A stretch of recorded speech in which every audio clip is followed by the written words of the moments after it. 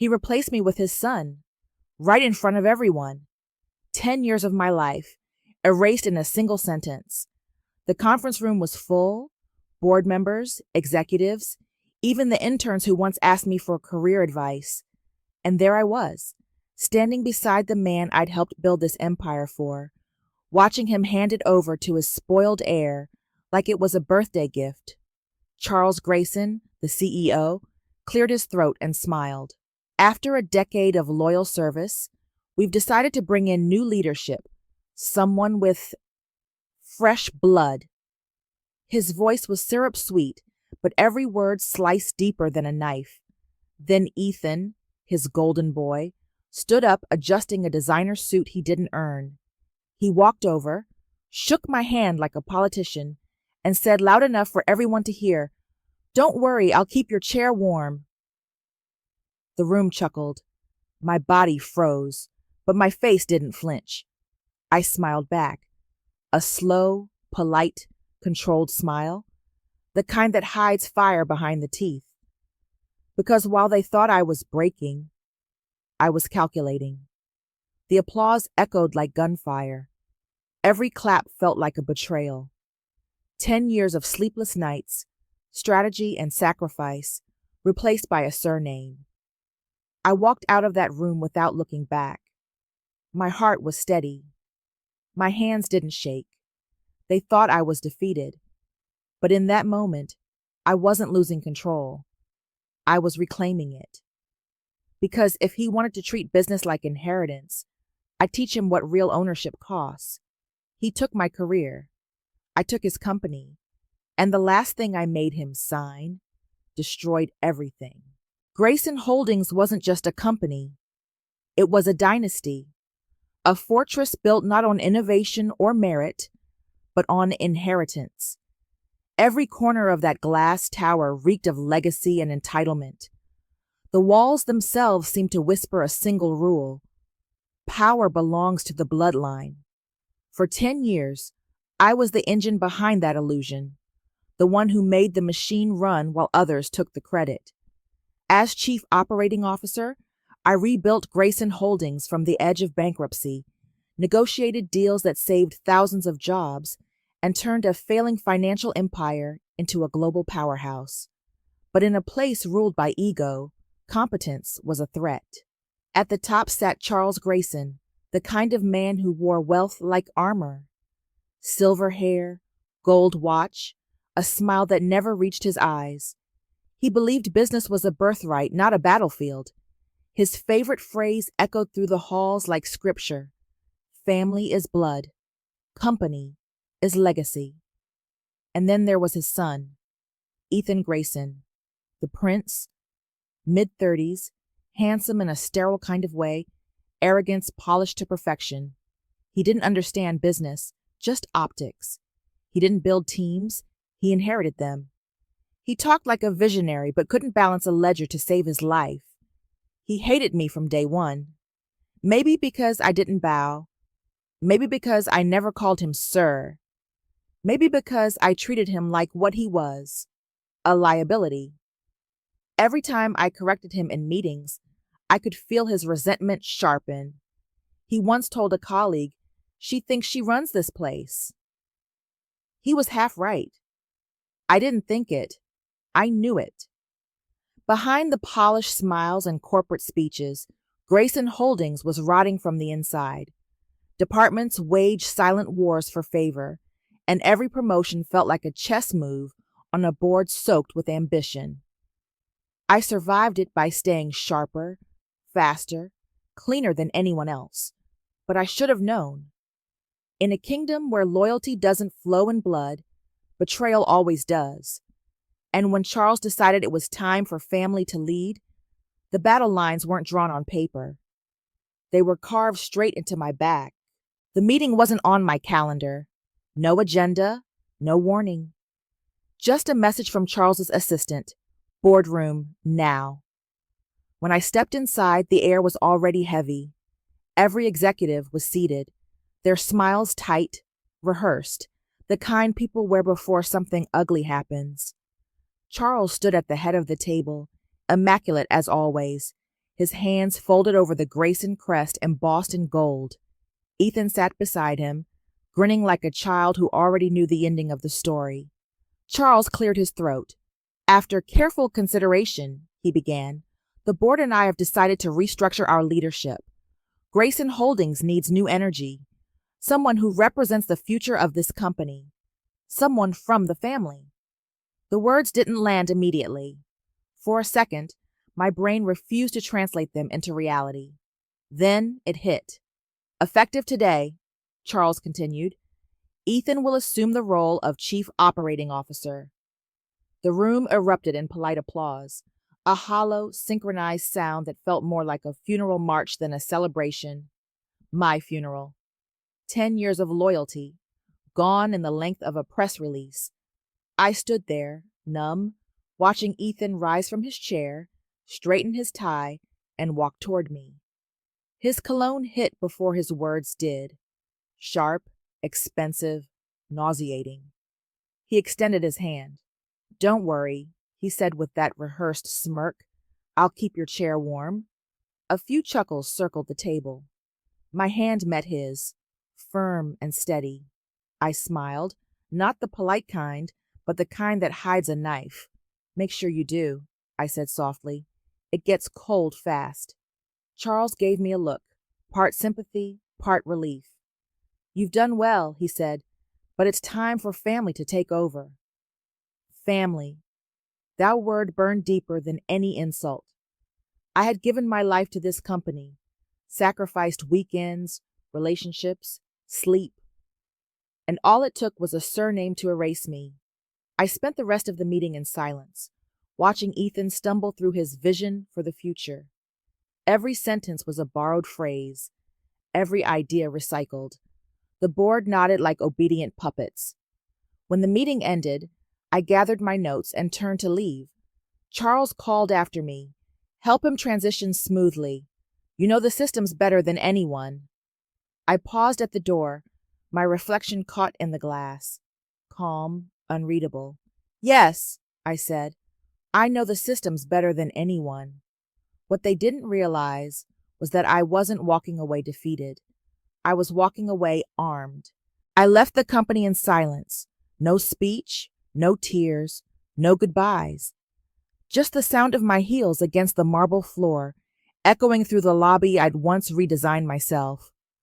By the time I reached the parking lot, the whispers had already started. She got replaced by the CEO's kid. He wanted fresh leadership. Guess she wasn't loyal enough. In this city, reputation travels faster than truth. Within a week, I went from being the woman who saved Grayson Holdings to the cautionary tale of what happens when you outshine the boss's bloodline. Recruiters stopped returning my calls. Firms that once begged for my expertise suddenly had no openings. One even told me in a whisper, Charles has influence everywhere. No one wants trouble. Trouble. That's what I'd become. A ghost haunting an industry that didn't have room for women who fought too hard or knew too much. I tried to disappear quietly, packed my apartment, sold half my furniture, started freelancing under a fake name. I told myself I didn't care, that karma would handle it. But every morning, when I opened the business section, I saw him, Ethan, smiling on magazine covers, sitting on panels, giving speeches he didn't write about leadership and innovation. The media called him the face of the next generation of finance. I called him a child, playing king with his father's crown. Then one evening, as I scrolled through the latest financial headlines, a photo caught my eye. Ethan shaking hands with an international investor from a European firm. Grayson Holdings signs 200 mobile hours partnership with Global Group. The caption read. The partner's name flashed below the headline, Martha Reyes. My pulse quickened. Martha wasn't just an investor. She was my old mentor, a shark disguised as a lawyer. Brilliant, ruthless, loyal only to the law. And suddenly, something inside me shifted.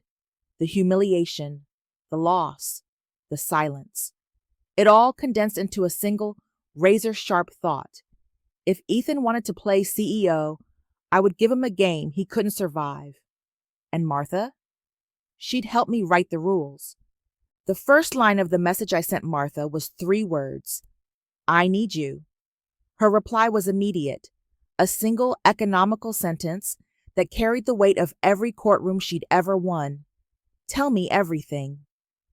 Martha Reyes was not just an old friend. She was a commercial litigator who treated contracts like weapons and fine print like blueprints. She taught me how a comma could tip a case and how a missing semicolon could shatter a multi-million-dollar deal. When I told her what had happened, she didn't gasp. She listened. Then she smiled the way only predators do when they smell opportunity. Ethan's weakness was obvious to anyone who'd sat through his presentations. He loved headlines and handshakes more than due diligence. He signed press releases the way other people sign greeting cards, with bravado and no patience for footnotes. He trusted endorsements more than clauses. He hated legal minutiae. That arrogance was my entry point. We sketched the plan in hushed calls and encrypted emails. The blueprint was simple and elegant. Draft a joint venture agreement that looked irresistible on the surface. Ambitious revenue targets, global expansion language, and, most importantly, a set of performance metrics so punitive they would be impossible to meet under normal market conditions. Failure to hit those KPIs would trigger a cascading liability clause requiring Grayson Holdings to cover all invested capital plus pledged assets. In plain terms, if the project failed, Grayson would lose everything on the table. To reach Ethan without raising alarms, I set up a shadow consulting firm. New name, clean records, plausible credentials.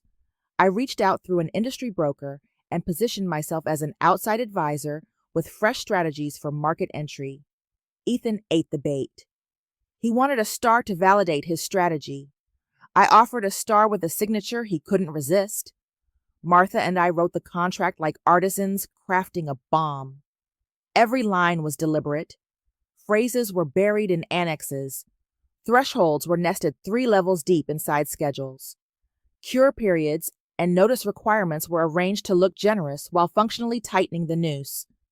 We inserted a termination cascade that converted contingent liabilities into immediate secured obligations against Grayson's balance sheet.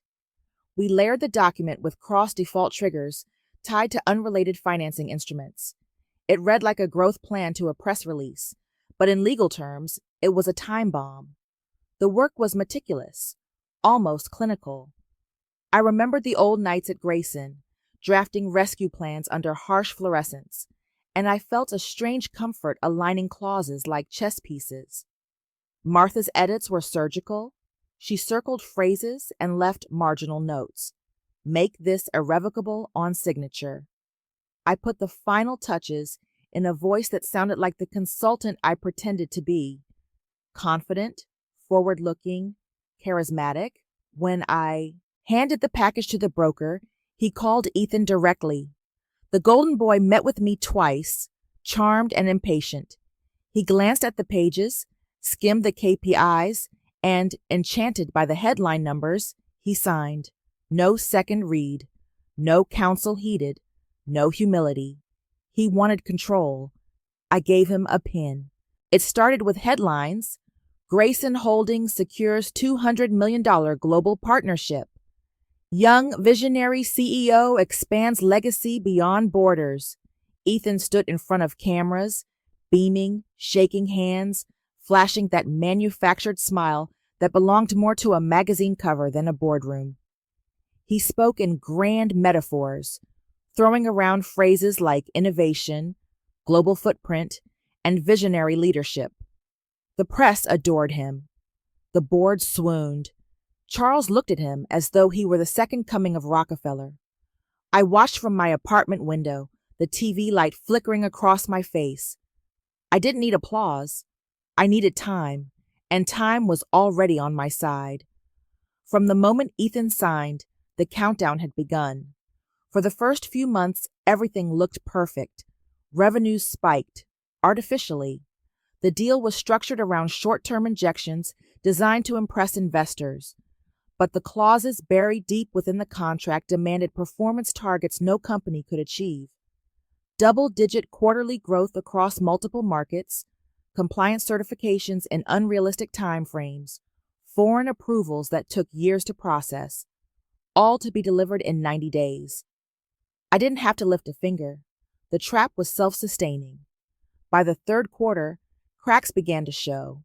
Reports leaked, missed deadlines, unreconciled audits, suppliers pulling out. The finance department scrambled to hide the red ink, but the clauses were explicit. Failure to meet key performance indicators converted every outstanding investment into immediate, callable debt. Within days, $200 million in liabilities landed squarely on Grayson Holdings' balance sheet. Investors panicked. Stocks plummeted. Rumors of insolvency spread faster than press releases could deny them. Analysts called it the fastest corporate free fall in recent financial history. Charles tried to contain the storm. Meetings at dawn, threats at dusk. He shouted through boardrooms, desperate to find a scapegoat. When he finally slammed the contract onto the legal desk, the room fell silent. He flipped through the pages, his trembling hand tracing every clause, every signature, every seal, until his eyes caught the footer of the consulting review. Prepared and reviewed by Morgan Hale. My name, my pseudonym. The colors drained from his face. Who drafted this contract? He whispered. Ethan, pale but defiant, stammered. It was reviewed by a consultant. She came highly recommended. Recommended by who? Charles demanded. Silence. Then realization. His son had been outplayed by the very woman he replaced. That night, the company's emergency board meeting lasted 8 hours. By dawn, Grayson Holdings filed for creditor protection. By noon, regulators announced an investigation into financial misrepresentation. Ethan's press photos vanished from the internet within hours, replaced by headlines far less flattering. Corporate heir, under federal scrutiny. Grayson Holdings, facing bankruptcy after failed deal. I didn't attend the hearings. I didn't need to. The papers did the talking. Every article, every broadcast, every collapse was just punctuation on a story I had already written. When the reporters shouted for comment, Charles said only one sentence before walking away from the cameras. We should have never replaced her. He was right. By the time they realized the truth, their empire was already ash. The press conference was streamed live across every major financial network. A sleek black stage, the logo of the new global firm gleaming behind the podium, hundreds of flashing cameras. It was the kind of event that once belonged to Grayson Holdings. Except this time, I wasn't watching from a distance. I was standing on stage. The new CEO adjusted his tie, smiling at the crowd of reporters. Before we begin, he said, I'd like to introduce someone extraordinary, the architect of our most successful acquisition, the legal mind behind our company's latest victory. He turned toward me.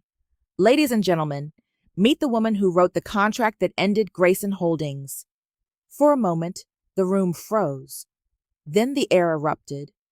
Cameras clicked, people gasped, a ripple of realization spread like shockwaves through the hall. My name appeared on the screen behind me, in bold white letters. Morgan Hale, Chief Legal Officer. Reporters started shouting questions. Did you plan it? Was it revenge? What really happened with the Graysons? I didn't answer. I didn't need to. I simply smiled, calm, poised, untouchable, the same way I had the day they replaced me. Across the city, in a dark office filled with half-packed boxes and unpaid invoices, Charles Grayson watched the broadcast in silence. The television light flickered across his pale face. His empire, his name, gone. And Ethan? He'd vanished from the media entirely. No LinkedIn, no interviews, no trace. The camera zoomed in as I closed the conference with a single line that appeared on the screen behind me. a warning written in cold, perfect font. Never underestimate the person you replaced. Power isn't inherited. It's earned, built line by line, clause by clause, by those who understand the game, not those born into it. He replaced me with his blood. I replaced him with ink. In the end, it wasn't anger that destroyed him. It was precision, the kind of quiet vengeance that doesn't shout, doesn't burn. It signs. People think revenge is loud, dramatic, messy. It's not. It's silent, methodical, written in language only the guilty recognize. And when the ink dries, that's when they finally realize they signed their own ending.